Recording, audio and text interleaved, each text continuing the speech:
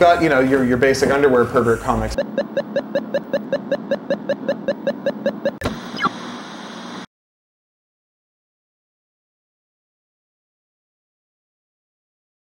Hi, I'm Cory Doctorow for BBtv, and I'm here with Dave and his shop, Secret Headquarters, my favorite comic store in the world, and the reason I moved into this neighborhood when I lived in LA. Hi, Dave. Hello. So, how did you come to open the store? My buddy and I, Dave. Who's also named Dave. Yeah, we were talking about opening a skateboard shop. That's an industry that he's been in for like a dozen years. And when we realized it wasn't going to work, we kind of stood outside of the house that I was living and brainstormed and said, you know, what's the next best thing that we'd want to do? And comics hit, and he goes, oh, I just happened to have an idea for a shop and the name of a shop.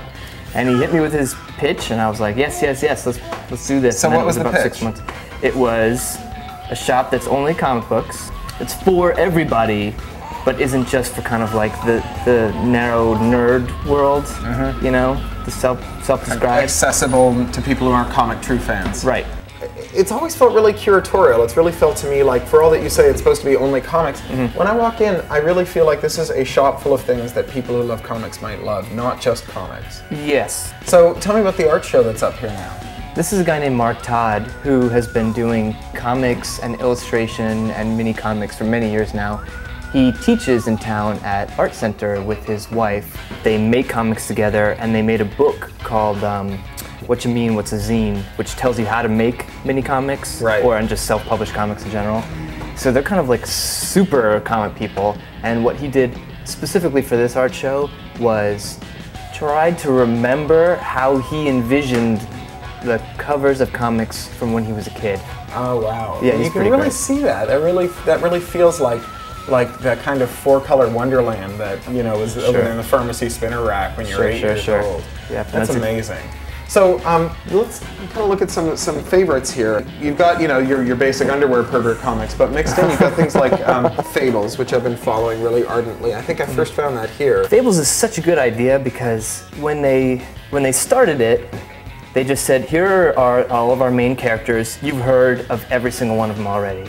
So it wasn't like they had to build a world from scratch, which can be tough for comics. But they said, well, here's Jack of Fables, who you know from Jack and the Beanstalk and blah, blah, blah. It's such a perfect beginning that he could almost not screw it up, basically. And since he's not doing it for little kids and can kind of say what he wants to say and make more complicated, involved plotting, I feel like he's really surfacing the dark stuff that lurks below every fairy tale. All those that really kind of you know, Terry Pratchett's got all these books about how fairy tales always start in blood, and you know the blood eventually gets kind of whitewashed out, but there's always blood underneath the fairy tale. Now, is it just me? Are we living in the golden age of comic book collections? Like I'm looking over here at these beautiful Fantagraphics books, and you know the IDW books here. And it just seems like we really are in just a fantastic era for these things. I think a lot of these publishers, like kind of a boutique publisher, like a Drawn and Quarterly or Fantagraphics, they are realizing that the people that were reading these when they were younger now have the money and the ability and the time to buy a $25, $40, $50 collection that is like gorgeously represented. You know, I've never been a giant manga guy. I'm kind of like in the wrong demographic. And this was really helpful to me when I lived here, because this was like a really nicely hand-picked little manga section. You were really good about recommending Death Note to me, which I really enjoyed. I think a lot of people get extra overwhelmed because they feel like they haven't had an experience with it at all. But it's just the same as going into a bookstore fresh. You come in and say, oh, I really like horror, I really like post-apocalypse. And then of course they have their staple, like the grandfather manga, a guy named Osamu Tezuka. So his stuff is probably the most classic of what we carry. My favorite thing, I think, from Secret Headquarters that I took with me when I left Los Angeles. We always make jokes about how it's actually Stan Lee's Secret Headquarters, and you know, we were almost going to stay away from doing kind of like parodies of things, but it just was so perfect that we had to do it.